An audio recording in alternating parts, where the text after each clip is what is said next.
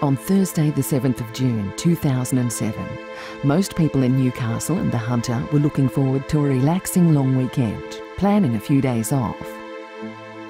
As you now know, it was anything but a relaxing long weekend.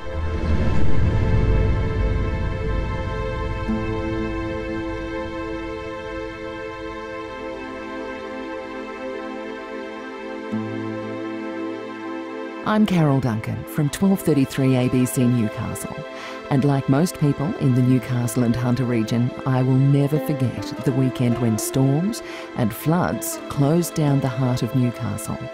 The Pasha Bolka went aground on Nobby's Beach, and the levee system around Maitland was pushed to its limit.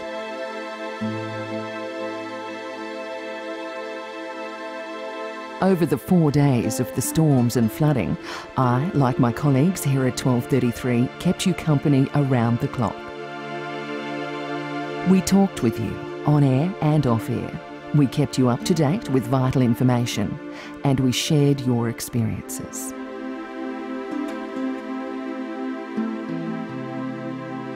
On Thursday night, the Bureau of Meteorology warned of potential extreme weather conditions with a low-pressure cell developing just north of Newcastle. Over the next 12 hours, this low generated gale-force southeasterlies that buffeted the city until midday on Friday.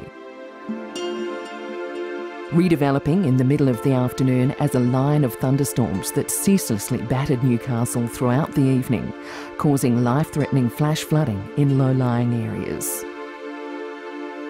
This is the story of the June long weekend storm. The voices are yours, and the images are the ones that you shared with us.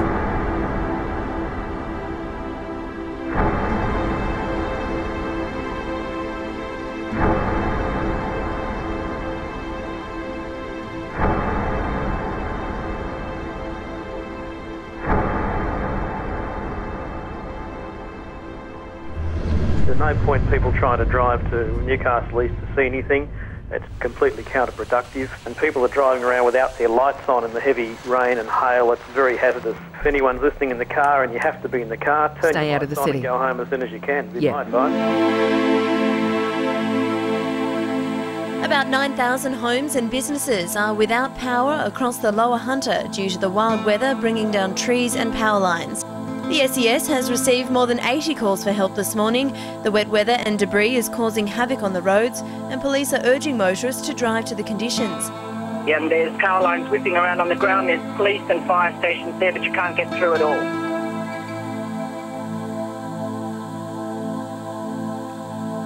The buses are pulling up as we speak and taking students, those that are on the Muswellbrook bus, Aberdeen, Rookel, Gundy, Bunnan, Broadboy buses. They'll be heading off home early today because of the low-level flooding and some of the concerns. We have power lines down on Flora. Apparently the A-block roof has collapsed, the buses have been sent and all the kids have been sent home. No injuries that you know of? No, apparently everybody's fine. It's a bit chaotic down there. Okay.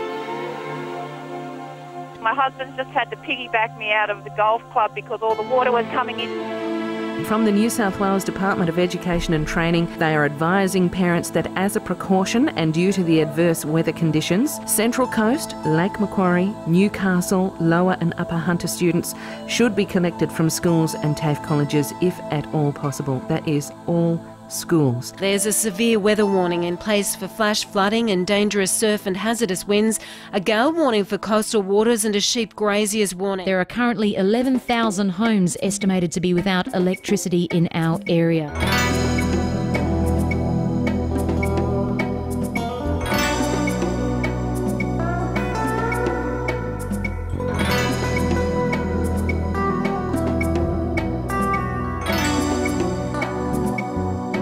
The New South Wales Premier Maurice Yemma has declared a natural disaster for the state's Hunter and Central Coast regions as the search continues for as many as 11 people missing in the storms. The declaration comes after 24 hours of severe storms which brought gale-force winds and flooding hit hardest on the Central Coast and in the Hunter region. Tomorrow morning at 9 o'clock the State Emergency Committee is meeting, and we'll be obtaining reports overnight and into the morning of how the situation is. The Bureau of Meteorology forecast that we get some average wind strengths of around about 65 kilometres this evening, but with wind gusts up to around about 90 kilometres an hour. So we do expect that there will be some tree damage out there as well, with some fallen trees, as well as the flash flooding. Lots of stories about boats getting washed off, coming off their moorings. It's just amazing. The lake is almost level to the jetties, and it's like a beach, not like a lake at all. Underwater is urging Toronto residents to conserve water, with fears the area could shortly run out of supplies. We've been watching the reservoir levels during the day. Unfortunately, the power isn't back on. Please heed those warnings. Do not head outside your house if you are in a warm and safe place. You are a long way in front of a lot of other people who have been evacuated here this evening, who have had houses inundated, who have had to abandon cars in the middle of busy roads here in the Hunter. And as residents moved around, there was the risk of being caught in floodwaters. Underground car parks became swimming pools, and stormwater drains swirling torrents. Are you right in the township of Dungog? Yes, right in the township. School has been closed. Yes. And there are no buses going in or out. A lot of flooding on the roads between Bulladila and Raymond Terrace. Do slow down in the area. A fallen tree on the Hexham Bridge affecting traffic northbound. The New England Highway from Singleton into Branxton is flooded. Water is so deep, police have just blocked the road. Don't risk it. And there's flooding across Aberglasslyn Road as well, so there's actually a person in a car and they're just trying to get them out now. Just backed the rescue truck down and it looks like they're putting them on that. Emergency crews are responding to reports that an elderly couple is missing after a car was washed off a bridge at Clarencetown in the Hunter Valley. The hold up on the Minmay Road at Maryland, 2 young children have been washed away and the road is completely blocked off. Quite a few police are out there now.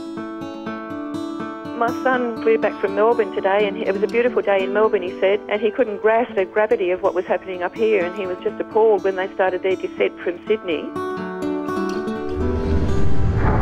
Well, at the moment we're up on the top of the range north of Murrurundi on the New England Highway and we're stopped because the snow's that thick we cannot go any further. We've lost traction. We've just come to a standstill. Andrew, you're putting your hand on your heart, you're looking me in the eye down the radio lines and you're telling me that it is snowing in the upper Hunter region. The snow would have to be at least 2 inches deep at the moment. I've never seen anything like it.